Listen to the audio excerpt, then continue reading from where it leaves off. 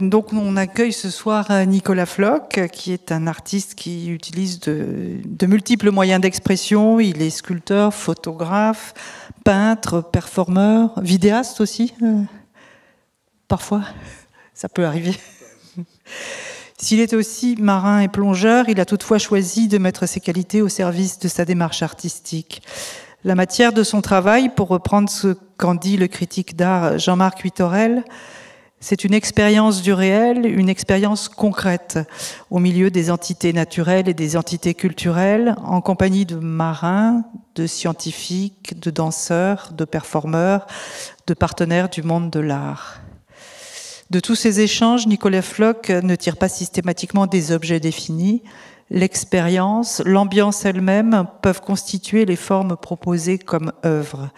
Depuis une dizaine d'années, son travail se centre sur la représentation des habitats et du milieu sous-marin.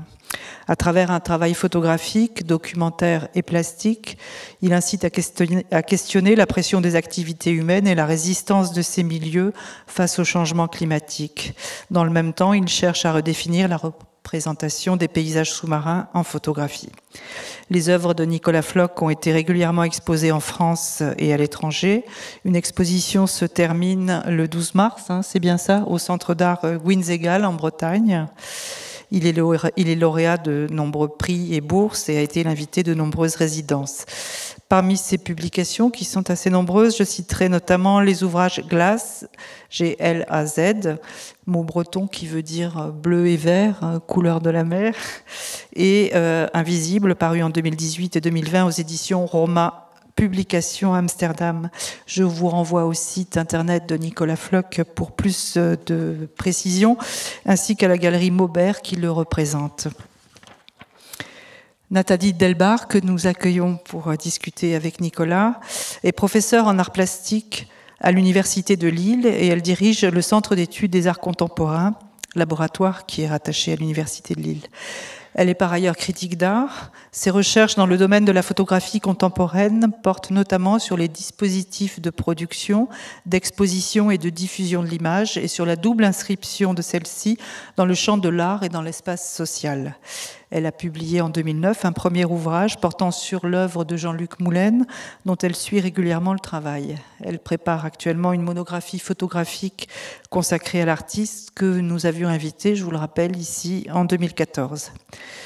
Étudiant les conditions singulières de perception des œuvres, elle a par ailleurs publié en 2019 un essai portant sur le regard divergent de certains portraits peints, avec donc un ouvrage qui s'appelle « Le strabisme du tableau » chez De l'Incidence éditeur. Nathalie Delbar développe actuellement une approche des images à la croisée de l'esthétique et du juridique en collaboration avec des historiens du droit. Merci à tous les deux et donc je vous invite à nous montrer les images. Merci beaucoup Aude Mathé et merci à la Cité de l'Architecture pour son invitation. Merci Nicolas d'être là et je suis vraiment ravie d'engager cette discussion avec toi. Quelques mots peut-être, mais Aude l'a très bien dit, mais c'est vrai que j'invite les uns et les autres à regarder le site de Nicolas où vous verrez que son travail commence au milieu des années 90, qu'il commence déjà avec l'eau, parce que j'ai vu qu'il y avait une performance qui s'était faite en bord de mer, disons. Mais il y a effectivement une grande diversité de pratiques, performances picturales, sculpturales, photographiques. Et ce soir, nous allons nous focaliser sur les séries qui ont été faites effectivement dans un contexte de photographie sous-marine ou en eau douce, dans des fleuves, mais sans jamais, je pense, quitter cette double inscription du travail qui est à la fois effectivement sous l'eau, dans l'eau, avec l'eau, mais qui ne perd jamais de vue l'environnement terrestre et les activités humaines. Donc je te propose, Nicolas, si tu veux qu'on suive voilà, ton diaporama. Il me semble que tu as choisi de commencer avec les récifs artificiels qui permettent à la fois de montrer comment justement ton travail réfléchit la question de l'impact des activités humaines et comment aussi on peut essayer d'y remédier. En tout cas, il y a cette dimension d'immersion de structures qui ont vocation à solliciter à nouveau le vivant, réactiver le vivant dans les fonds marins. Donc je te laisse peut-être présenter ce premier travail. Merci Nathalie. Bonsoir. Je suis très heureux d'être là également. Ce soir. Donc, comme disait Nathalie, vous allez voir dans les séries que je vais présenter, j'ai choisi de montrer des choses qui ont été faites plutôt sur les 12 dernières années, centrées plutôt sur l'environnement marin, mais en lien avec quand même la Terre, l'atmosphère et les glaces, hein, bien sûr, puisqu'on ne peut pas déconnecter ces environnements, les séparer les uns des autres. Et on verra que les séries convoquent différentes catégories, même si on verra beaucoup de photographies, mais traversent différentes catégories de l'art et entrent en résonance avec une certaine histoire de la sculpture, de la peinture ou de la photographie. Donc je commence sur cette série que j'ai amorcée en 2010 autour de récifs artificiels qui sont en fait des architectures immergées qui sont destinées à restaurer des biotopes dégradés ou qui sont liés à des pêcheries. Donc on va en fait créer des habitats pour tout un écosystème qui va se mettre en place sur ces structures. J'ai fait à la fois un travail documentaire, je dirais, en sculpture, c'est-à-dire que ces éléments qui sont en béton sont faits dans les mêmes matériaux que les récifs existants. Et ce sont des reproductions en fait au dixième de structures qui sont plus liées à de l'ingénierie écologique, c'est-à-dire ils sont dessinés par des ingénieurs. Et ensuite sont immergés par 20 à 40 à 80 mètres de fond en général. Il me paraissait important de montrer ces structures avant immersion. C'est pour ça que je parle de sculpture documentaire, puisque cette forme ensuite n'existe plus, se transforme complètement. Puisque au fond tout un écosystème se met en place sur ces surfaces. Et donc la deuxième partie, c'est une partie que je fais en plongée. Donc bien sûr, ça n'a rien à voir avec les sculptures qu'on a vues avant, c'est-à-dire que ce ne sont pas les mêmes structures. Là, on est ce récif, par exemple, fait 5-6 mètres de haut. Donc on est là où on voit les récifs échélins en fait. Et ce qui est frappant, enfin je ne sais pas si les personnes dans la salle connaissaient cette série, mais moi la première fois que j'ai découvert l'existence même de ces structures. Ce ne sont pas forcément des dispositifs qui sont très connus. Je pense que pour une large part, ils ont été pris au Japon. Je ne me trompe pas, dans cette... Pour beaucoup. Là, par exemple, alors le récif précédent était au Japon. Là, on est à Cagnes-sur-Mer. On en a tout près aussi. Voilà, il y en a, on en trouve dans le monde entier, hein, mais le Japon est le grand pays des récifs. Il faut savoir qu'il y a 12% du plateau continental qui est aménagé. Il y a 20 000 sites autour du Japon. Et sur chaque site, il y a plusieurs milliers, voire dizaines de milliers de récifs. Donc c'est vraiment une urbanisation sous-marine. Et ça, effectivement, tu parlais de visibilité. Enfin, il me semble qu'à la fois les photographies nous font véritablement découvrir ces dispositifs méconnus et certainement aussi difficiles à trouver, peut-être, à identifier. Et puis, faut-il déjà pouvoir s'immerger, plonger comme tu le fais. Mais effectivement, les sculptures, les modules à échelle réduite permettent de vraiment apprécier ces formes avant qu'elles ne soient effectivement transformées par le milieu.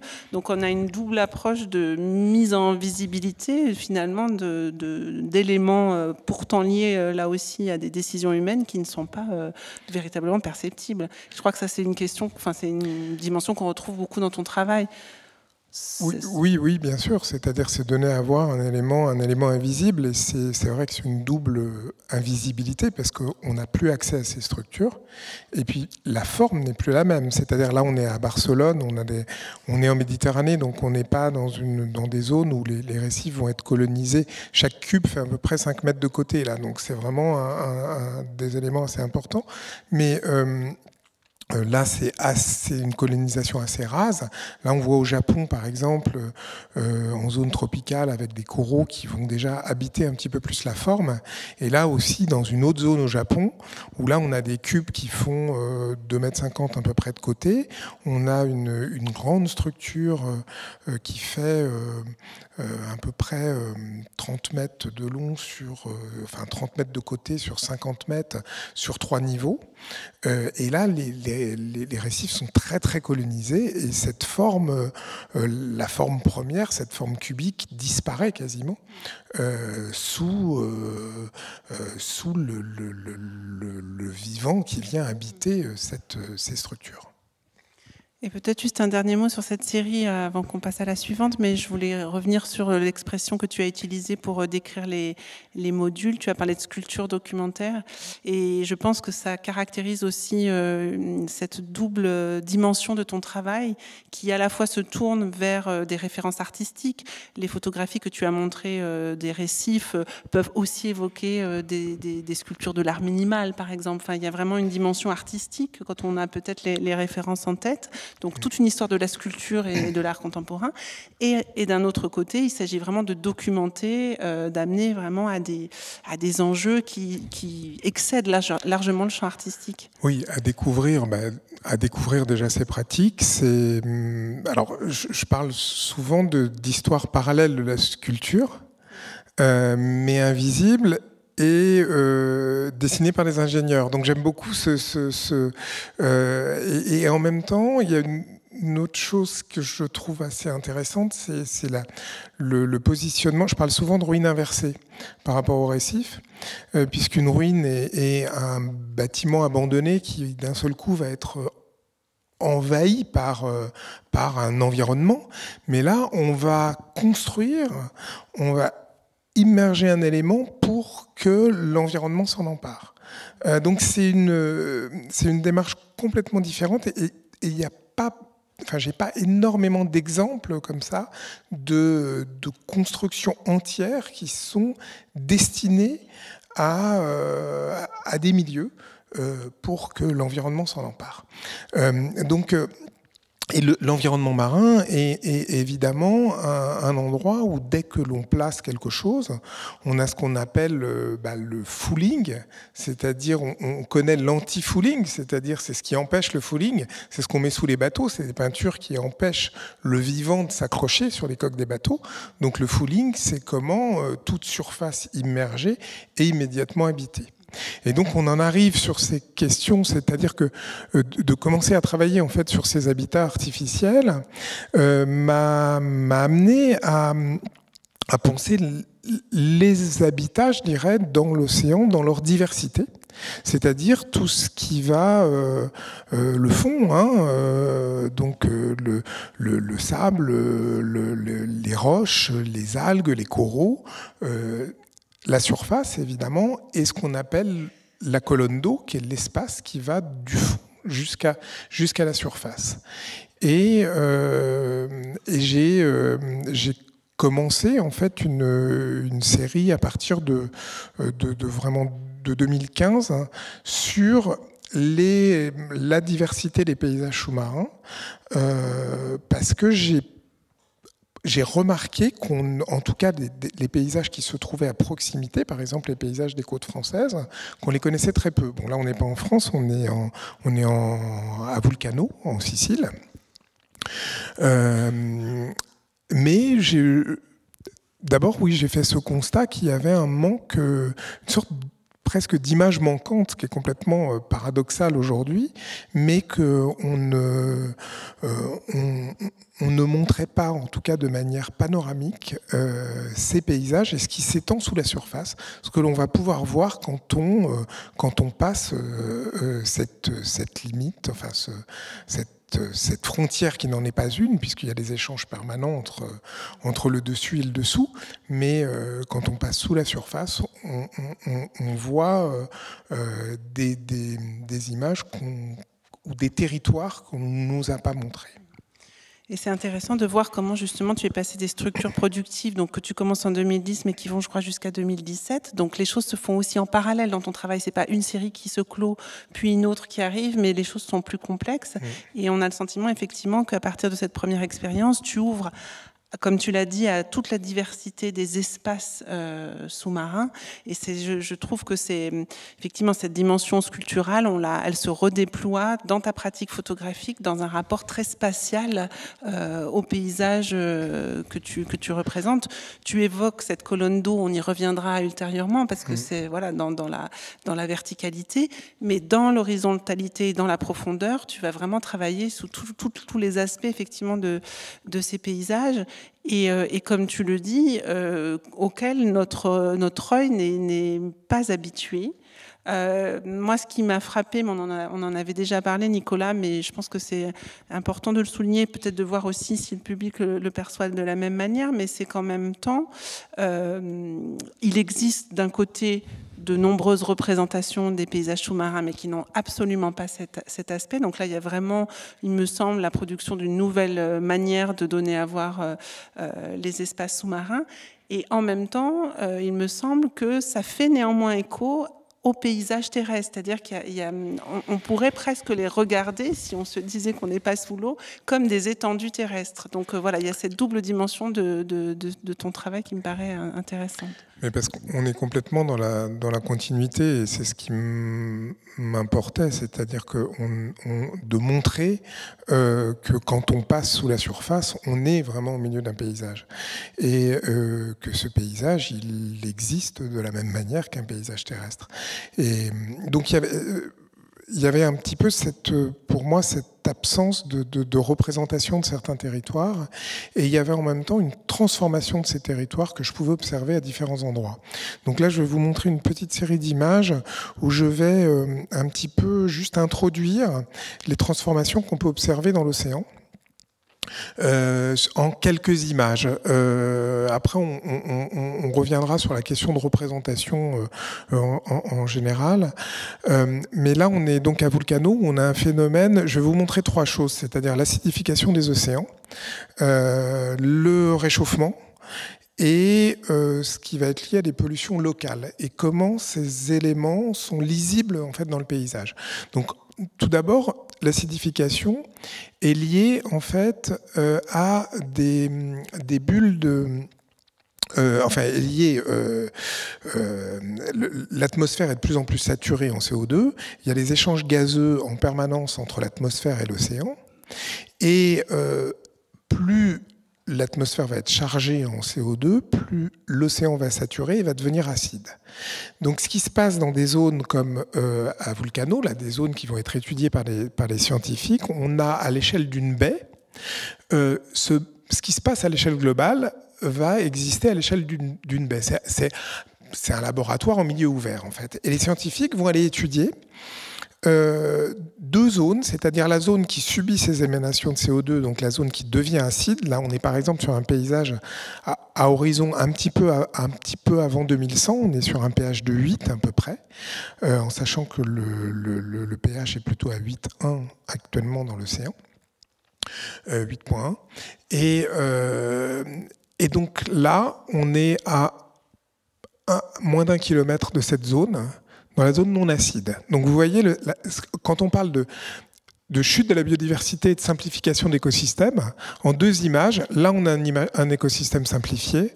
Là, on a un écosystème beaucoup plus diversifié, avec des coraux, des algues, toutes sortes d'espèces. Exactement la même chose, un peu plus au sud, au Japon, dans la zone d'Iwotorijima. Là, on est en zone tropicale. Avant, on était en zone tempérée avec des coraux. Avec le réchauffement climatique, il y a des coraux qui arrivent dans ces zones-là. Mais là, on est en zone tropicale. Donc, normalement, on n'a que des coraux durs. Mais dans cette zone acide, les coraux durs, à cause de l'acidité, ne peuvent plus se développer, en fait. Donc, on a simplement des coraux mous. Et la même chose, à 1 kilomètre de là, on a des paysages qui sont des paysages avec des coraux durs, des bioconstructeurs, donc qui vont structurer les paysages. Ensuite, ça c'est l'acidification. Donc c'est quelque chose qui s'opère de manière globale et on a une transformation des paysages de manière globale. Là, on est un petit peu plus au sud, au Japon. Il faut savoir que dans l'océan, on a des glissements d'écosystèmes qui sont 6 fois plus rapides que sur Terre. Là, on est en zone tempérée, à Shimoda. Et on a ce qu'on va retrouver en Bretagne après, on a ce qu'on appelle des kelpes, hein, ce sont des laminaires, des grandes algues, là ce sont des sargasses et des laminaires. Hein. Et on avait à Kochi, l'image que je vais vous montrer après, il y a 25 ans, quand on voit les scientifiques prennent en général pas d'images panoramiques comme ça, donc c'est plutôt des images sur 1 mètre carré où on voit un petit bout, donc on voit les espèces qui se trouvent dans ces zones. Et il y a 25 ans, c'était un paysage comme celui-ci, et aujourd'hui c'est ça. C'est-à-dire qu'en 25 ans, on est passé d'un paysage tempéré, c'est-à-dire c'est comme si on passait d'une forêt un peu de sapins quasiment ou de feuillus à une forêt de palmiers. Donc ça c'est une deuxième chose qui se passe de manière globale. Et la troisième chose dont je vais vous parler un petit peu après, mais je vais peut-être un peu introduire le projet avant, c'est les pressions locales. Et là, on est dans les calanques, et je vais vous montrer après comment les paysages aussi, avec ces transformations locales, toute cette dimension invisible des rejets, en fait, va être lisible dans le paysage. Donc en fait, l'acidité, le réchauffement qui sont liés là encore aussi à une modification accélérée du fait des activités humaines, de la pollution, etc., dont on parle beaucoup aujourd'hui, sont comme une sorte d'anticipation du terrestre, si je comprends bien, puisque l'accélération est plus forte. Est-ce qu'il y a aussi cette dimension d'alerte d'une certaine manière, parce que l'océan, ce serait vraiment une façon de déployer les choses beaucoup plus clairement, d'une certaine façon? Il y a une anticipation, parce que ça va... Il y a des choses qu'on peut observer, ça va beaucoup plus vite, ça se transforme beaucoup plus vite. Ça nous dit ce qu'il y aura dans 10 ans, par exemple, au niveau terrestre. Enfin, je ne sais pas si c'est le bon chiffre, mais... Alors, sur Terre, je dirais, il y a de plus en plus d'endroits où les transformations sont de plus en plus marquées aujourd'hui. Mais dans l'océan, je trouve que c'est encore plus rapide, plus manifeste. Il peut y avoir des bascules de paysages qui sont, alors qui parfois peuvent être circonstancielles dans certaines zones, mais qui sont des bascules pérennes, qui sont extrêmement rapides. Et donc là, j'ai pu observer justement ce que j'ai fait dans les calanques. C'est parce que j'ai fait un travail d'inventaire en fait des différentes typologies de paysages des côtes françaises que j'ai pas terminé, hein, mais que j'ai travaillé sur pas mal de zones déjà, que j'ai commencé en Bretagne, mais le premier projet que j'ai terminé, c'est celui que j'ai fait dans les Calanques, parce que l'espace était un peu plus circonscrit. Et j'ai longé sur les 160 km du parc, j'ai longé tout le trait de côte. Donc à La Palme, j'étais avec mon petit Zodiac là qu'on voit, et je partais et je longeais la côte, et j'ai fait des photos tout du long de ce trait de côte où j'ai pu observer vraiment toute la transformation du paysage. Et là, les zones justement de rejet d'eau usée de la ville de Marseille, on verra tout à l'heure les zones, on a sur plusieurs kilomètres, on voit les effets directs des rejets en fait. Et est-ce que peut-être, du coup, en t'écoutant décrire un petit peu la manière dont tu as travaillé, est-ce que tu pourrais préciser à la fois comment tu travailles, enfin techniquement, comment ça se passe précisément sous l'eau, voilà, et puis peut-être aussi comment tu as travaillé éventuellement avec des scientifiques, puisque tu évoques des données quand même très très précises. Alors pour ce que j'ai montré avant, par exemple au Japon, là j'étais avec Tara Expédition, j'ai travaillé, je parlerai tout à l'heure de la couleur de l'eau, depuis 2016 je suis en lien avec des scientifiques de la station marine de Wimereux, avec qui je travaille autour de la couleur de l'eau. Là, j'étais en lien avec le parc des Calanques et des scientifiques de l'Eusopiteas qui m'ont emmené en plongée sur 5 sites à peu près dans le parc des Calanques où on a fait plutôt des plongées bouteilles. Mais l'essentiel du travail, je l'ai fait en apnée. Donc où j'étais tout seul avec ce petit bateau, bon, ce qui n'est pas forcément conseillé d'être tout seul, mais là j'étais tout seul. Quand je suis en Bretagne, on verra après avec un autre bateau, là j'étais souvent avec un assistant ou une assistante qui venait m'aider. Mais donc là, par exemple, cette image-là, c'est en apnée. Ces images-là, c'est en apnée jusqu'à une quinzaine de mètres de profondeur. Je peux travailler en apnée avec ce qui me permet de rester un peu plus longtemps dans l'eau, pas au fond, mais dans l'eau. Et c'est moins contraignant aussi en matériel. Et donc j'ai un caisson. Je travaille toujours au grand angle en lumière naturelle. Pour essayer d'avoir vraiment ce qui s'étend sous le regard à perte de vue.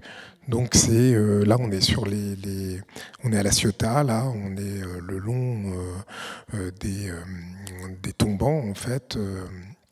Donc on retrouve le paysage qu'on va trouver au-dessus. Mais évidemment avec une vision différente, puisque on a une vision un peu plus limitée sous l'eau, on voit à quelques dizaines de mètres, ce qui permet d'avoir une perception très très différente de l'environnement. Oui, c'est sûr que cette lumière naturelle, je pense que c'est un point important dans ton travail. Il y a une exception, peut-être, c'est dans les grandes profondeurs, mais on y reviendra tout à l'heure, mais il me semble que ça produit aussi une photographie tout à fait particulière qui nous renvoie à ta propre perception, hein, aux limites de notre perception, à la place du corps finalement dans le milieu sous-marin, me semble-t-il, avec des effets d'opacité, de profondeur finalement qu'on devine mais qui ne se dévoilent pas et qui, je pense, participe aussi d'une nouvelle manière d'appréhender ces espaces, qui sont dans les conditions d'une immersion finalement avec des moyens qui peuvent être assez modestes, puisque là tu parles d'apnée, il ne s'agit pas non plus de déployer...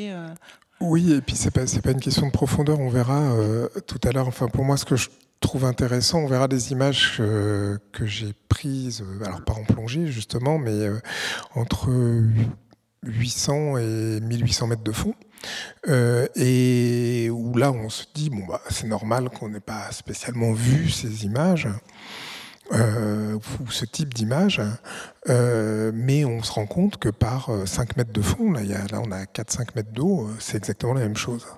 Donc c'est pas une question de profondeur ou d'accès, c'est qu'est-ce qu'on regarde dans cet environnement et qu'est-ce qu'on a envie de montrer. Parce qu'on nous a beaucoup montré l'océan comme un aquarium, mais l'océan n'est pas un aquarium. Et c'est pas ce milieu scénarisé qu'on va trouver là, juste à côté. Donc ça, voilà, c'était important et pour moi de montrer ça, mais aussi sur le choix du noir et blanc, sur des images comme celle-ci, ou l'image, je peux revenir sur l'image précédente. Déjà, le noir et blanc va permettre un peu d'évacuer le côté, l'exotisme qu'il pourrait y avoir par rapport au milieu, mais surtout va nous placer dans un endroit un petit peu indéfini. C'est-à-dire qu'on ne sait pas trop où on est, là, on ne sait pas si on est sur une autre planète, le long dans l'espace, le long d'une montagne. Et donc, pour moi, ça nous permet aussi un petit peu plus de rentrer dans ces images et de le percevoir comme un espace qu'on habite presque, peut-être plus que des images en couleur qui pour moi, peuvent nous éloigner. Mais il y a aussi, je parlais tout à l'heure d'histoire parallèle de la culture par rapport au récif, mais ce que vont convoquer un petit peu toutes ces images en noir et blanc. C'est-à-dire que moi, j'avais l'impression, en parcourant ces paysages, de parcourir presque des grands paysages de l'Ouest américain, dans les Calanques. Mais ces images allaient pouvoir aussi, pour moi, convoquer certaines représentations des paysages où on n'a pas eu la même histoire de la photographie sous l'eau que sur Terre. Et ces images d'environnement qu'on ne connaît pas forcément, pour moi, allaient pouvoir renvoyer à la fois aux pionniers de la photographie aux États-Unis. Je pense à Sullivan, à Jackson, je pense à toutes les commandes photographiques comme la Datar, je pense aux Becher qui ont travaillé plus sur un patrimoine industriel, mais là on est sur un patrimoine naturel. C'était comment ces images allaient convoquer d'autres, tout un tas de références et qu'on peut avoir. Oui, je pense que cette dimension est très importante. Il me semble que dans cette histoire de la photographie sous-marine ou des paysages qui ont fait l'objet aussi d'une sorte de conquête, à la fois physique mais aussi visuelle, il me semble que là tu construis une autre forme de représentation. Je pense que tu l'as déjà évoqué à d'autres occasions, mais tu choisis le noir et blanc peut-être pour enlever cet exotisme accroché à des clichés, à des représentations qu'on a peut-être en tête, à la fois de l'aquarium, mais tu as parfois cité aussi ce qui serait des reportages télévisés, comme Cousteau, par exemple, pouvait les faire. Enfin, il y a tout un imaginaire, finalement, que l'on a, mais qui est assez répétitif et qui est en partie déjà vraiment amalgamé à des images très colorées du vivant sous-marin. Mais de l'autre côté, il y a aussi une histoire de la photographie sous-marine qui s'est constituée presque dès l'invention de cette photographie avec Boutan, par exemple, qui est un photographe qui fera des images sous-marines autour de 1900, mais qui va aussi placer beaucoup le corps du plongeur du plongeur à l'époque, évidemment, il est dans un autre type d'appareillage, mais en tout cas qui va concentrer quelque chose autour de la vision humaine. Et il me semble que cette manière de ne pas être dans un rapport conquérant, c'est-à-dire aller voir, à l'époque de Boutan, c'est aller voir les fonds marins qui sont inaccessibles pour que l'homme, d'une certaine manière, puisse gagner dans sa visibilité dans ces territoires. Et quand tu évoques, je pense aussi, la photographie 19e siècle américaine, de ces grands paysages américains, à la fois il y a un souci de documentation, mais il y a peut-être quand même un esprit d'appropriation par l'homme de ces territoires. Et il me semble que de ce point de vue-là, ton travail est vraiment dans une rupture, en tout cas dans un écart avec ces traditions-là. Disons que pour moi, il y a aussi une chose qui est importante dans le fait de montrer ces paysages, de les faire exister en quelque sorte, c'est de montrer qu'on les habite aussi. C'est-à-dire qu'il ne faut pas oublier qu'on habite indirectement dans l'océan. On n'habite pas, évidemment, on n'habite pas sous l'eau, mais on habite la même planète. On habite il faut rappeler quand même que c'est 70% de la surface de la planète. Mais en volume d'habitat, l'océan, en volume d'espace habitable pour le vivant sur la planète, c'est 97%. Donc c'est absolument énorme. Et il ne faut pas croire que nous, sur les 3 petits pourcents qui restent, c'est ça qui est déterminant pour le vivant. Donc cet océan, on l'habite en fait, et on dépend complètement de ça. Et quand on voit là, juste cette image, on est à la sortie des égouts de Marseille. Enfin des égouts, des eaux usées, on va dire, pas les égouts, on est à la sortie des eaux usées de la ville de Marseille, avec un petit cours d'eau qui s'appelle l'Uvonne, qui sort à cet endroit-là. Et donc là, il y a plein, les poissons, là il y a toutes sortes de poissons, toutes sortes d'espèces, donc c'est pas parce qu'on voit des poissons qu'il y a beaucoup de vivants. On prend une image verte, on verra après des images vertes, il y a beaucoup plus de vivants que là. Mais donc on a ce rejet, et là, on voit les roches. Donc là, je vais vous montrer 2 zones de Méditerranée. On a vu les calanques, où on a quelque chose qui est relativement lunaire. À gauche, on a une image à la sortie, ce sont les roches vers la calanque de Cortiou, là, vers ce rejet. Et là, sur 7-8 km, on a un paysage qui est complètement pelé. Et à droite, on est dans les îles de Lérins, à Cannes, sur des zones qui sont beaucoup plus éloignées de zones urbaines, qui sont plutôt plus protégées. Donc on est en Méditerranée et on est sur un paysage classique, sur une dizaine de mètres de profondeur, comme l'autre. Et là, on voit cette différence, non pas c'est encore ces 2 lieux différents. Et si on regarde quelques images de Cannes, voilà l'environnement de Cannes, qui est très très différent des calanques. Et là, on est sur cette question, on va revenir sur cette question des flux, puisque si on parle de l'océan, à la fois la Terre nourrit l'océan, mais les problèmes aussi de l'océan viennent beaucoup de la Terre. Donc là, on est sur ces tombants, on voit que les tombants vers Cannes n'ont pas du tout le même aspect que ceux qu'on va trouver dans les calanques. Il n'y a pas la même colonisation des surfaces.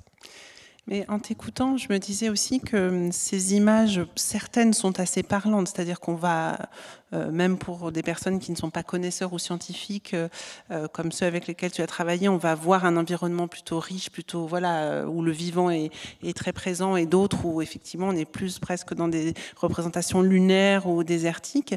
Mais néanmoins, il me semble que d'abord tu documentes aussi ces prises de vue, c'est-à-dire quand tu présentes tes images en exposition, il y a des titres, des indications dans les ouvrages aussi que tu publies, de façon à ce qu'on puisse se situer géographiquement, qu'on puisse savoir peut-être de quoi il s'agit. Parfois, tu nommes même des espèces qu'on peut voir à l'image.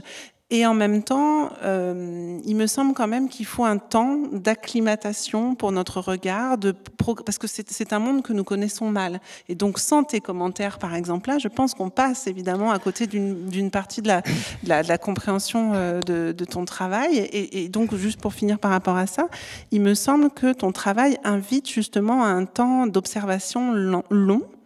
Et que c'est peut-être aussi pour cette raison que tu produis beaucoup d'images. Il me semble que ce sont des séries qui en quantité, documentent, mais peut-être de manière à ce que nous puissions nous familiariser avec ces images. Je pense que c'est important d'avoir des séries conséquentes, parce que quand je parle de ces typologies de paysages, et ce travail pour révéler quelque sorte ce qui s'étend sous la surface sur les côtes de la France métropolitaine déjà, hein, juste là,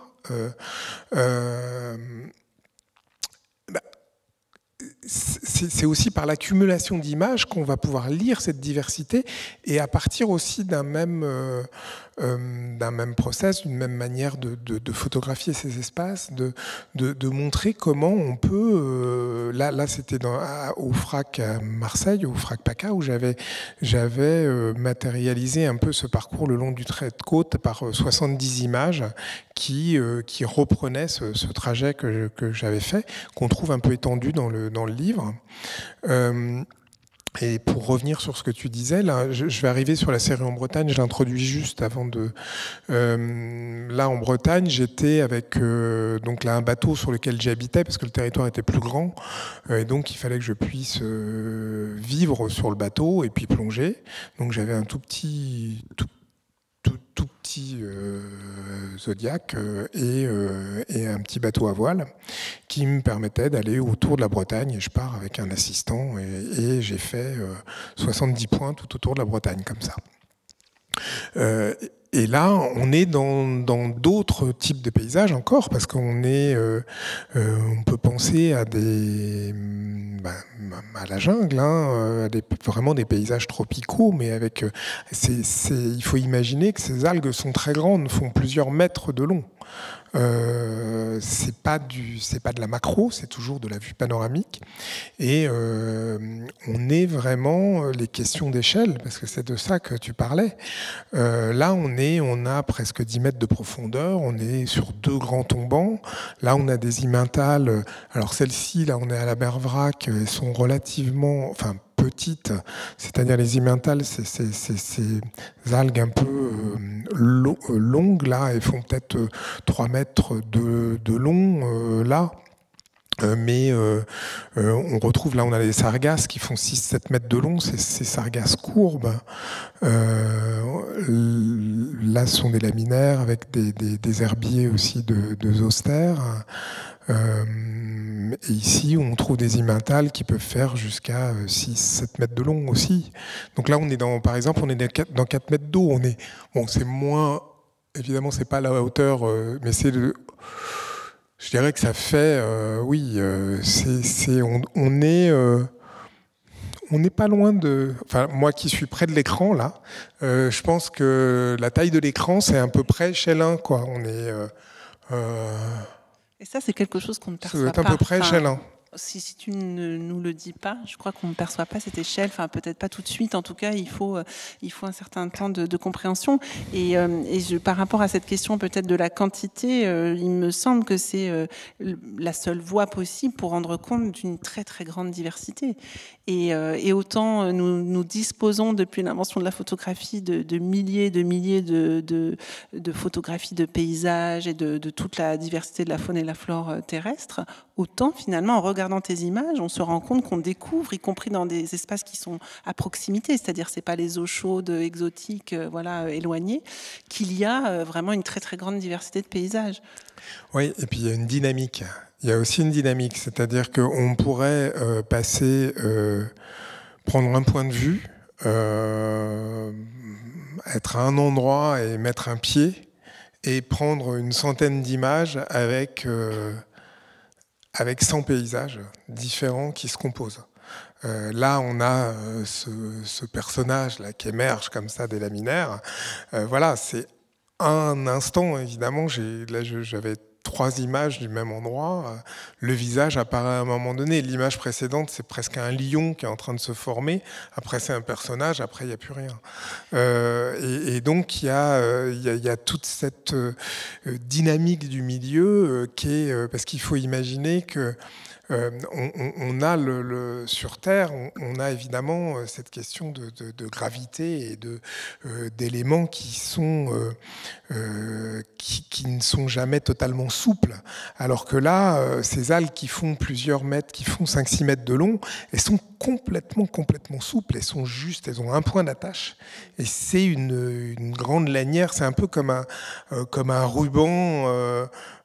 Ces rubans qu'on va avoir au bout d'un bâton pour dessiner des choses dans l'espace, c'est tout le paysage qui est comme ça, et donc ça, c'est un environnement qui est vraiment très très spécifique. Et c'est vrai que dans cette série qui s'appelle Initium Maris, c'est particulièrement frappant, je trouve, les mouvements. En fait, on a des orientations comme ça de ces grandes algues, cette densité, en même temps ce caractère malléable et cette impermanence des choses, elle est très très perceptible. Et c'est là où, pour moi, tu construis quelque chose qui est justement un contre-champ de l'image d'aquarium. Ou même s'il y a du mouvement, c'est derrière une vitre et avec quelque chose qui n'est pas soumis justement à ces... Bien sûr. J'imagine que même pour toi, il y a des moments où ça doit être assez... les flux, les flots, les courants sont assez forts. Parce que là, on est dans la forêt. On est dans la forêt, mais dans une forêt à l'échelle presque d'une forêt, mais qui bouge comme quand on a une prairie avec l'ondulation du vent dans des herbes, avec des choses comme ça très souples, mais on a ça, mais à une échelle qui est beaucoup plus importante. Donc oui, en Bretagne, c'est vrai que et encore les forêts de kelp ou de laminaires de Bretagne sont petites par rapport à ce qu'on va trouver à l'ouest des USA ou en Amérique du Sud ou en Afrique du Sud, où on a des algues qui font jusqu'à 30 mètres de haut. Donc vraiment des forêts géantes. Est-ce que tu pourrais dire un mot peut-être, parce que la série que nous voyons, Initium Maris, c'est finalement celle qui débute ce que tu appelles les paysages productifs. Est-ce que tu pourrais dire un mot sur le titre, parce qu'il me semble qu'il a un sens très important. Bah, cette image le résume assez bien. C'est oui, j'avais choisi avec quand même une petite pointe d'ironie, mais cette question de paysage productif, parce que qu'est-ce que les paysages produisent? Ce sont ces paysages, ces écosystèmes qui ont la capacité à produire du vivant, puisque s'il faut avoir, on va dire, un environnement, des habitats en quelque part en bonne santé pour que le vivant puisse s'y développer. Et c'est cette capacité des paysages, d'un environnement à produire du vivant, et c'est en référence à la production primaire, puisqu'on a vu ici ces forêts qui sont des forêts fixées, parce qu'on parle souvent du fond des océans, comme si, on dit les fonds marins, comme si dans l'océan, l'espace se limitait au fond. Mais il faut savoir que dans l'océan, on a 3800 mètres de moyenne de profondeur. Et donc, l'espace habitable, c'est tout ce qui va de la surface au fond. Et le fond n'est qu'une fraction de cet espace. Et donc, c'est ce qu'on appelle la colonne d'eau. Et la colonne d'eau, on va arriver, là c'était au FRAC à Marseille aussi, avant d'arriver sur la colonne, on va descendre justement dans la colonne d'eau un peu plus profondément. J'introduis juste cette série et je mets la première image. J'ai participé à une mission avec l'Ifremer, une mission océanographique, où on avait un robot qui s'appelle Ariane, qui descendait il peut descendre jusqu'à 2500 mètres de profondeur. Et encore, les scientifiques font plutôt des vues relativement serrées, parce que ce qui les intéresse, c'est le détail d'un corail, le détail d'un poisson, le détail d'une espèce. Et ils vont pas forcément chercher à avoir des vues panoramiques. Donc les modes de prise de vue, moi, de l'Ifremer me convenaient absolument pas. Donc j'ai équipé, Ifremer m'a prêté un caisson qui supporte ces pressions, ces grandes pressions, et j'ai équipé ce caisson avec un appareil que j'ai automatisé, que j'ai sanglé sur l'avant du robot, et j'ai pu participer à 11 plongées. Et j'ai pris des images au très grand angle qui couvrent le robot. Il est gros comme une Twingo, hein, c'est comme si on accrochait l'appareil photo sur le pare-choc. Et là, pour le coup, c'est pas en lumière naturelle parce que c'est la nuit des profondeurs. Et donc les phares du robot éclairent le paysage et je vais pouvoir photographier ces paysages. Là, on est par exemple à plus de 800 mètres de profondeur. Et c'est très impressionnant parce qu'on ne devinerait pas nécessairement que nous nous trouvons sous l'eau. Il y a vraiment quelque chose de lunaire. Même les grandes forêts, ceci dit tout à l'heure, je trouve que c'est presque des visions hallucinatoires. Hein. Elles ont quelque chose de fantastique. Hein. C'est ça qui est tout à fait paradoxal. Mais c'est un peu la Lune ou l'espace, mais habité par des poissons et des milliers d'espèces et d'organismes microscopiques qu'on va retrouver partout dans le sédiment, dans l'eau, dans la colonne d'eau, et qui vont donner cette épaisseur. Et on a aussi ce qu'on appelle la neige marine, parce que on pourrait parler pendant des heures de ces paysages, parce qu'il faut imaginer que là on est dans le canyon de l'Ampol, on est à 300 km au large de Brest, c'est un petit peu comme le Grand Canyon aux USA. Il faut savoir que les canyons, ils sont creusés ils sont dans la continuité des fleuves et ils sont creusés par les fleuves. Et donc au départ c'est le fleuve Manche, puisque la Manche était un fleuve, qui a progressivement creusé les canyons qui sont au bord du plateau continental, dont le canyon de l'Ampol. Alors on reviendra sur ces profondeurs parce qu'il y a quelque chose d'assez vertigineux. Là on rentre à la fois dans l'interaction entre le cycle biologique et le cycle géologique. Et tous ces sédiments au fond, parce que ces sédiments qu'on voit, tout ce qui forme ce fond, deviendra de futures roches et peut-être un jour de futures montagnes, puisque les montagnes sont souvent... bon, en ce moment, je travaille dans les Alpes, et les Alpes, c'était le fond de la mer, hein, c'était la mer Thétis alpine, donc c'est l'autre bout, quelque part, de ce cycle. Mais on va reparler du processus. Donc là, on est toujours sur plus de millimètres de profondeur sur ces paysages. Donc encore une série, un deep sea, qui fait partie des paysages productifs, effectivement, mais qui se décline aussi en fonction de différents lieux, et donc là, avec cette spécificité de la profondeur. Alors quand je te demandais aussi peut-être d'expliquer le titre, je pensais à celui qui est l'une des séries à l'intérieur des paysages productifs, c'est Initium Maris, puisqu'en fait, c'est aussi, enfin, il me semble que ça a une signification très importante dans le rapport entre terre et mer, on pourrait dire. Oui, parce qu'on se définit souvent par rapport à la terre. Moi, j'essaie un peu de penser les choses depuis l'océan et d'inverser. Et c'est vrai que le Finistère, donc au bout de la Bretagne, enfin, on peut parler de la Bretagne, mais des Finistères, il y en a plusieurs endroits. On dit Finisterae, donc la fin de la Terre. Et donc, en résonance à cette fin de la Terre, j'ai appelé le projet Initium Maris, le début de la mer, c'est-à-dire comment ne pas se placer à la fin de quelque chose, mais au début d'une chose, et en sachant que c'est aussi le début, c'est là que le vivant commence, et c'est là, le vivant commence par des éléments qu'on va voir bientôt dans les prochaines images. Oui, mais c'est vrai que je trouverais intéressant de souligner cette dimension parce qu'il n'y a pas justement cette rupture entre terre et mer, mais il y a bien des effets de continuité. Un continuum. Voilà, tout à fait. Bien sûr. Là, on est à 1800 mètres de profondeur, juste pour... Et je pense que tu évoques la série suivante qui est... Ah non, je pensais à la couleur de l'eau, mais on n'y est pas encore tout à fait. Si, on arrive dessus, on arrive. Parce qu'en fait, l'image, alors toujours sur ces représentations de l'océan, je dirais l'image la plus commune de l'océan, c'est sans doute celle-ci.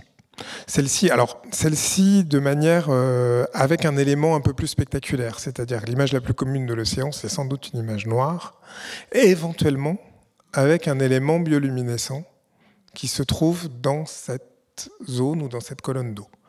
Donc là, on est à plus de 1000 mètres de profondeur dans la remontée et on a d'un seul coup un élément bioluminescent, comme je suis en pose très très lente, qui va faire cette traînée dans l'image. Mais on est sur cette image commune du fond de l'océan. Ensuite, dans ce qu'on appelle la zone, on va dire la zone photique, c'est-à-dire la zone où il y a de la lumière, qui correspond dans une eau bleue à peu près aux 200 premiers mètres. Le paysage le plus commun, ça va être ça. Donc là, c'est le paysage qui s'étend à perte de vue. On a peut-être 20, 30, 40 mètres de visibilité à cet endroit-là. Ça peut être plus dans des zones extrêmement claires au milieu du Pacifique, ça sera moins sur des zones côtières. Mais on a ce qui s'étend à perte de vue, là, dans une eau bleue. Donc ce paysage sous-marin que vous avez sans doute vu de nombreuses fois, mais en général avec une baleine dedans. Et là, effectivement, on inaugure un ensemble très vaste qui est toujours en cours. Tu commences en 2015, c'est ça, pour la couleur de l'eau ? Alors, je commence en 2016. En fait, là, vraiment, je dirais le travail, la collaboration avec les scientifiques de Wimereux qui me permettent, d'aller plus loin vraiment d'amorcer les choses. D'amorcer les choses. En fait, les premières images de masse d'eau ou de la colonne d'eau, je les ai fait au début des années 2000. Mais ce milieu m'intéressait puisqu'on est vraiment entouré, on est complètement immergé dans la couleur. Mais je ne savais pas comment dépasser en fait cette première image, juste de cette étendue colorée. Et le dialogue avec les scientifiques, en quelque sorte, m'a appris à lire, cet environnement et évidemment, à partir du moment où j'ai pu le lire, c'est comme, je dirais, je trouve que le parallèle avec la lecture est intéressant, parce que si on ne sait pas lire, on n'a pas accès à tout un tas de choses. Si on commence à pouvoir lire, on se rend compte que dans les livres, il y a tout un monde, et il y a tout un tas de choses il y a tout un monde qui s'ouvre, et c'est un petit peu la même chose, et à partir de là, on a une certaine autonomie, et on peut travailler en autonomie, puisque souvent, j'échange avec les scientifiques qui me permettent d'accéder, on va dire, à une certaine dimension invisible, mais ensuite je travaille en autonomie, c'est-à-dire que, par exemple, j'ai dû faire, on va voir quelques points, mais j'ai dû faire des prises de vue sur 500 ou 600 points de couleur de l'eau, 5 ou 600 zones, et j'ai dû en faire une dizaine avec des scientifiques, ou non, un peu plus, peut-être une vingtaine. Mais effectivement, manifestement, ça t'a permis d'avoir cette lecture de l'eau. Et cette lecture, ça va être aussi celle de ceux qui regardent tes photographies. Parce que, un petit peu comme pour les sculptures qu'on a vues au début et les récifs artificiels, on pourrait aller chercher du côté de l'art les références. On est dans un travail du monochrome, ça peut évoquer la peinture monochrome, la photographie monochrome, mais à partir du moment où on commence à avoir les clés de lecture, comme toi tu les as eues aussi dans tes discussions avec les scientifiques, mais que tu vas très vite réinvestir de ton côté, évidemment notre perception de cette couleur de l'eau bascule, je dirais. Il y a vraiment un effet de renversement de la perception. Alors peut-être tu peux expliquer justement ce qui différencie, qu'est-ce qui se joue dans les différences chromatiques par rapport aux enjeux du vivant. Sur la couleur de l'eau, sans cet héritage artistique et de la peinture monochrome, de la peinture, des installations immersives, je pense que je n'aurais pas fait ce travail. Et c'est pas un hasard si c'est à partir aussi d'une pratique artistique et plutôt de l'art contemporain que j'arrive à un moment donné à faire ces images et puisque c'est quelque part ce qu'il y a de plus commun dans l'océan, dans les zones aquatiques. Ce sont les paysages les plus communs. On a l'impression que ce sont des images abstraites, mais ce sont des images de paysages. On a l'impression que c'est de la peinture, mais c'est de la photographie. Et donc, on va voir après des images isolées. Mais d'abord, je vous explique un peu le protocole, comment j'ai mis les choses. D'abord, j'ai commencé par des images en plongée, en fait, isolées dans différentes mers et océans, sur beaucoup des verts, des bleus, on en verra après. Et puis après, j'ai commencé à mettre en place un protocole de prise de vue où, comme on fait un carottage dans un sol, je vais faire des photos à différentes profondeurs, toujours au grand angle, ce sont des photos qui sont prises au grand angle, à différentes profondeurs dans la colonne d'eau. Donc à 5, 10, 15, 20 mètres de profondeur. Donc on a une coupe verticale dans la colonne d'eau. Et ensuite, je vais organiser ces coupes verticales en fonction, c'est une organisation géographique des couleurs. C'est-à-dire que je pars là, alors là on est dans les calanques, on revient à notre zone de tout à l'heure, avec notre rejet, et le rejet, je vous disais, qui transformait les paysages avec le vivant fixé sur les roches, mais il va transformer les masses d'eau. Et là, on est sur 5-6 km, et on voit comment, en fait, le rejet va, puisqu'il y a des nitrates, il y a des phosphates, va créer ce qu'on appelle des blooms phytoplanctoniques, c'est-à-dire des efflorescences, c'est-à-dire le vivant va vraiment se développer, des microalgues vont se développer, et c'est ce qui va générer cette couleur. Mais ce gradient-là, il est d'origine anthropique puisque c'est un rejet. Par contre, si on part des côtes bretonnes et on va à 300 km au large dans l'Atlantique, on va avoir le même type de gradient. Mais de façon naturelle, avec les apports terrestres qui vont fertiliser l'océan, le vivant qui va se développer, et quand on arrive vers le large, tout ça se dilue. Il faut imaginer le vert comme ça dans l'océan, comme on avait les forêts fixées au fond tout à l'heure, là ce sont des forêts dérivantes. Ce sont des forêts nomades qui se déplacent dans les océans. De phytoplancton, en fait. De phytoplancton. Et quand on dit des forêts, comme ça, vous dites « ouais, forêt, c'est un peu exagéré », mais Non, parce que on a la moitié de l'oxygène qu'on respire qui provient de l'océan, et le vrai poumon de la planète, on a souvent parlé de l'Amazonie comme poumon de la planète, mais le vrai poumon de la planète, c'est l'océan, et ce sont ces forêts-là, ces forêts microscopiques, ces éléments qui ne sont pas visibles dans leur unicité, mais qui sont visibles dans leur multiplicité. C'est-à-dire que si on prend un peu d'eau comme ça, elle va être transparente. On va pas voir le verre, on va pas voir les planctons, mais dans l'épaisseur de la masse d'eau, par la multiplicité, on va les voir au travers de la couleur. Et par ces grilles en fait que tu disposes, du coup, on perçoit aussi dans ces dégradés la présence plus ou moins forte justement du vivant. Même s'il est microscopique, finalement, c'est aussi une façon à nouveau de rentrer dans une visibilité. Hein. Tu parlais d'images manquantes, mais c'est vrai que finalement, la couleur de l'eau, ton travail permet d'interroger d'abord qu'est-ce que c'est que les couleurs de l'eau. Et là, d'ailleurs, nécessairement, tu reviens à la couleur. Mais en plus, derrière cette fascination, parce que ce sont de très belles, justement, il y a une chromatie très, très belle. Mais derrière ça, il y a un enjeu vraiment profondément écologique, et qui est que plus on va vers le bleu, si je comprends bien ce bleu-là, moins on est dans le vivant. Ou est-ce que je l'interprète mal? Oui, si, parce que alors, l'eau, complètement au bout du spectre, si on va au milieu, par exemple, du Pacifique, dans certaines zones, dans certaines gyres, c'est-à-dire des courants au milieu du Pacifique, on n'a pas du tout d'apport nutritif, puisque par exemple, il faut savoir que les eaux du milieu de l'Atlantique vont être fertilisées par les poussières du Sahara. Parce qui contiennent du fer, il y a certains apports qui vont créer des blooms phytoplanctoniques au milieu de l'Atlantique, parce qu'on a ces poussières désertiques qui arrivent et qui fertilisent l'océan. Ça peut être aussi des remontées avec les courants du fond, qui font remonter les sédiments, et des éléments, il y a des apports nutritifs qui arrivent du fond des océans, et avec les courants qui vont créer aussi, qui vont alimenter le vivant. Mais plus une eau va être quelque part bleue en général, moins elle est habitée. Et quand on arrive, ça ne veut pas dire que la Méditerranée n'est pas habitée. Hein, c'est bourré dans un litre, il y a des millions d'individus. Il ne faut pas non plus. Tout ça, c'est relatif. Hein. Mais une eau presque pure va être violette quasiment. Donc au milieu du... Moi, j'ai jamais vu des eaux comme ça, mais j'espère le voir un jour.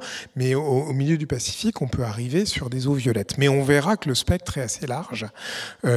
Alors là, par exemple, on a des images de forêt. Je ne sais plus où on est là. Ça, c'est au Japon, donc dans la mer de Seto, hein, qui est une mer intérieure assez peu profonde. C'est comme la Manche. Comme on a des apports, il y a des courants assez forts, et on a justement en permanence des apports nutritifs, et donc on peut pas avoir une eau bleue dans la mer de Seto. Là, on doit être en Bretagne, il me semble. Ce que je trouve intéressant, c'est tout à l'heure tu disais ce ne sont pas des abstractions. Effectivement, tu as déjà dit aussi que ce sont des abstractions apparentes, puisque finalement nous avons affaire au contraire à quelque chose de réel, extrêmement même tangible. Simplement, il faut avoir les clés pour en comprendre les enjeux. Et il y a une autre chose qui m'a frappée, c'est que tu disais là on est au Japon, mais ça pourrait être... tu évoquais un autre endroit en France où tu dis la couleur est un peu identique. C'est-à-dire que il me semble que ça transforme aussi notre perception de notre géographie, où nous allons peut-être associer à certains océans ou à certaines régions du monde tel ou tel type de faune et de flore, telle couleur de l'eau. Et finalement, en regardant ton travail, je me suis rendu compte qu'on pourrait avoir les mêmes couleurs avec des milliers de kilomètres qui séparent les espaces. Et donc, que tu réorganises, on pourrait dire, le rapport entre le local et le global d'une certaine manière. Complètement, puisque les questions de local et de global,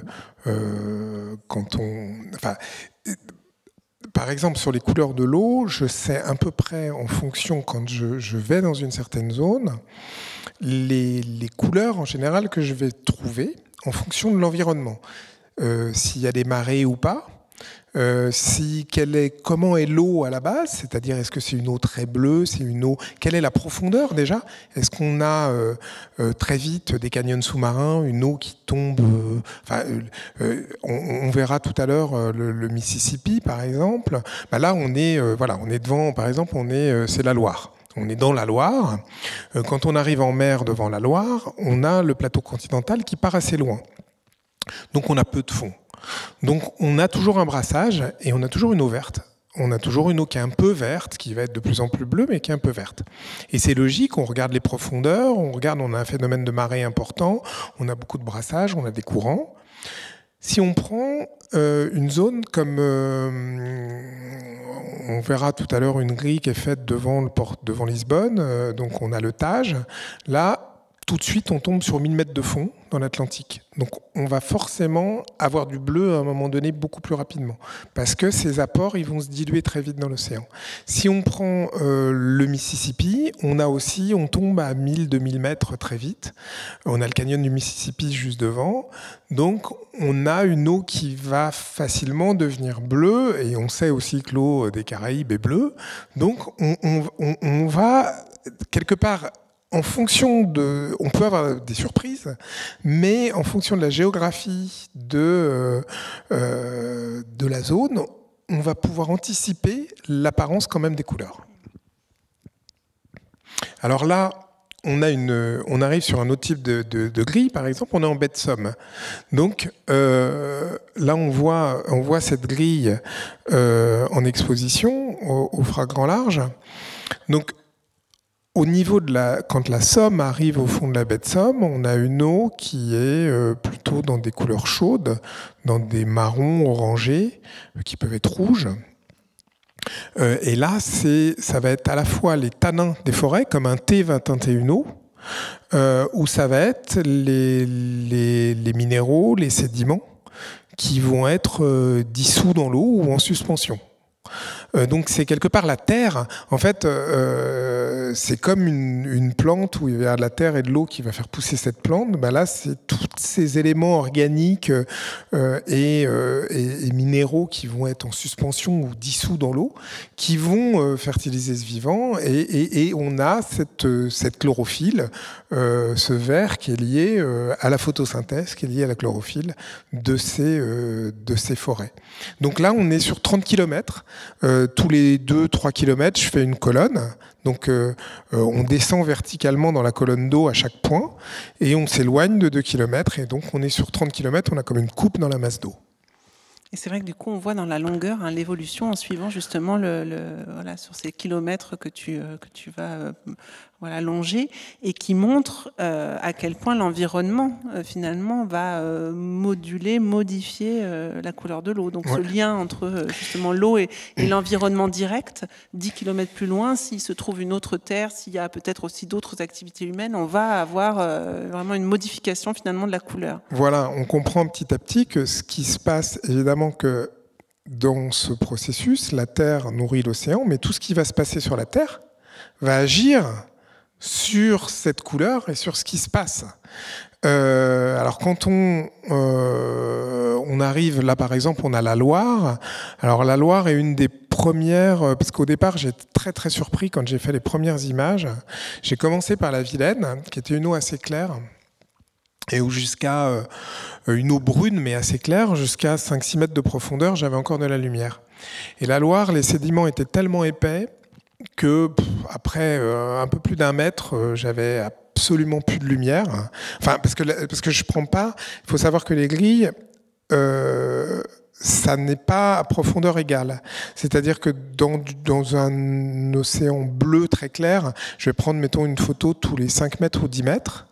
Mais dans une eau très turbide, très chargée en sédiments, je peux prendre une photo tous les 10 cm. Parce que la lumière passe beaucoup moins. Donc je vais moins espacer mes prises de vue. Et là, dans la Loire, je sais que j'avais été très très surpris parce que j'arrivais tout de suite à une image noire. Et après cette grille, j'ai changé mes paramètres de prise de vue, j'ai ralenti mes poses pour pouvoir justement avoir un petit peu plus de nuances dans la couleur. Là, on est sur la Seine, hein, donc là, on part un peu au-dessus de Rouen. Jusqu'au large du Havre.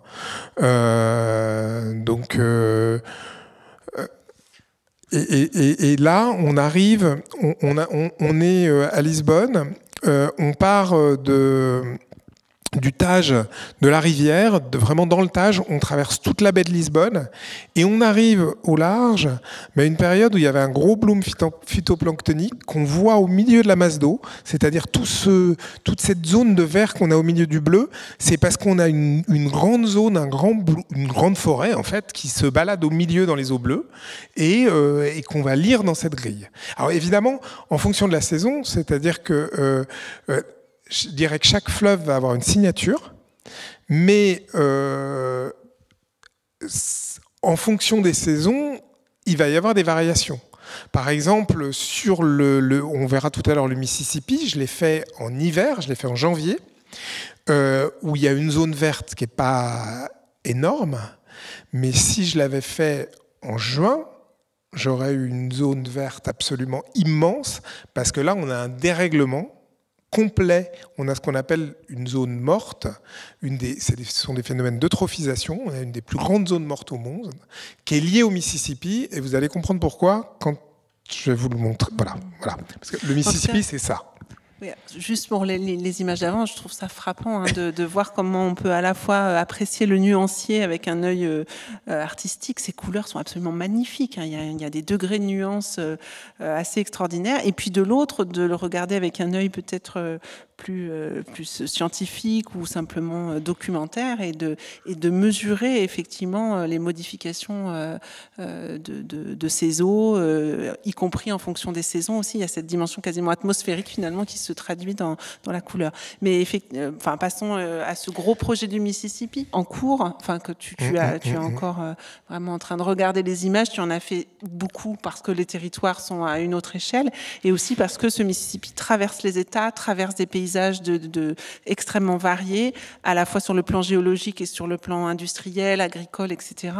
Et il me semble que ça rassemble d'une certaine manière tout ce que tu as montré avant. Oui, et puis alors ce projet Fleuve-Océan, c'est-à-dire qu'à partir, là on a vu des choses avant dans les estuaires, et à partir de Fleuve-Océan, je bascule, c'est-à-dire j'ai toujours travaillé sur cette interaction entre l'océan, l'atmosphère, la terre, les glaces, mais là on est vraiment sur cette interaction entre l'atmosphère et les glaces sont présentes évidemment, mais sur ce territoire qui arrive dans l'océan. Et je dirais que dans mon travail il y a des sortes en permanence de méta-images, c'est-à-dire qu'il y a des petites images qui vont composer des lectures de certains environnements, et il y a toujours une grande image qui est formée à partir d'un ensemble d'images ou des images synthétiques. Et pour moi, autant une grille va être une sorte d'image synthétique, et cette image aussi du bassin versant, pour moi, elle est très très importante de montrer ce qu'est un fleuve. Et je terminerai, la dernière image, c'est le bassin versant du Rhône, parce que je travaille actuellement sur le Rhône, et c'est pas du tout la même perception quand vous voyez le Rhône sur la carte française et vous voyez le Mississippi sur la carte des États-Unis. Là, c'est 31 États, c'est 41% des États-Unis, et on comprend ce qu'est un fleuve. On comprend que chaque goutte d'eau qui tombe, c'est-à-dire qu'il faut imaginer ce bassin versant comme un toit et le fleuve comme une gouttière. Si vous avez une goutte qui tombe sur ce toit, elle va se déplacer, arriver à un moment donné dans la gouttière et terminé au niveau de l'exutoire. C'est la même chose, toute activité agricole, industrielle, humaine, sur ce territoire, va arriver dans cette zone du golfe du Mexique. Donc pour moi, cette image du Mississippi, elle était vraiment importante. Et après, comment on va lire, on va détailler aussi ensuite cette image, comment en allant sur le territoire, je vais pouvoir essayer de la lire un petit peu plus finement, et vous allez voir que la zone du delta est assez... je vais passer assez vite, parce que donc là j'ai fait en fait 224 points de couleur de l'eau sur tout le territoire des États-Unis. Donc ça c'est le trajet. Chaque point c'est des points synthétiques. Il y a plus de points que ça, mais voilà le trajet que j'ai fait sur cette zone pour mon axe de travail principal, c'était la couleur de l'eau. Et ensuite, sur chaque zone, je vais faire, donc à chaque sur ces 224 points, à chaque fois, j'ai une colonne comme ça, où je vais descendre de la surface jusque, pas forcément, enfin souvent au fond parce que c'est moins profond. Là, on est vers les sources du Mississippi, dans le lac Itasca, dans ces eaux vertes. Là, on est dans le Michigan, dans le lac Vieux-Désert, donc c'est sur 31 États en tout. Là, ça correspond, ces couleurs très chaudes du Mississippi sont liées aux forêts du nord, du nord des États-Unis. Donc au tanin dont je vous parlais tout à l'heure. Quand on arrive vers la Red River, par exemple, on va avoir ces paysages, ces roches, et si on voit la rivière du dessus, on a cette rivière qui est complètement rouge, mais c'est lié à tous les minéraux qui se trouvent dedans, et quand on est dans la rivière, on arrive dans ce rouge intense. Donc c'est cette lecture de comment cette eau va porter le territoire, va nous raconter le territoire, va nous raconter l'histoire de ce territoire. Ici, on a donc cette colonne de la Red River. Donc, toujours, les colonnes, quand on commence en surface, on a une couleur assez proche de ce qu'on a ce qu'on voit de la surface. Et plus on descend, plus la couleur sature, en fait. Donc là, c'est au-dessus de la White River. Des images dans la White River, donc ces roches qui vont se dissoudre en fait, et une image de la White River, la Cheyenne River, et c'est la même chose. Là, on est vers le delta du Mexique, le delta du Mississippi, avec les architectures qui sont surélevées à cause des inondations au moment des ouragans. Là, on est vers les bayous.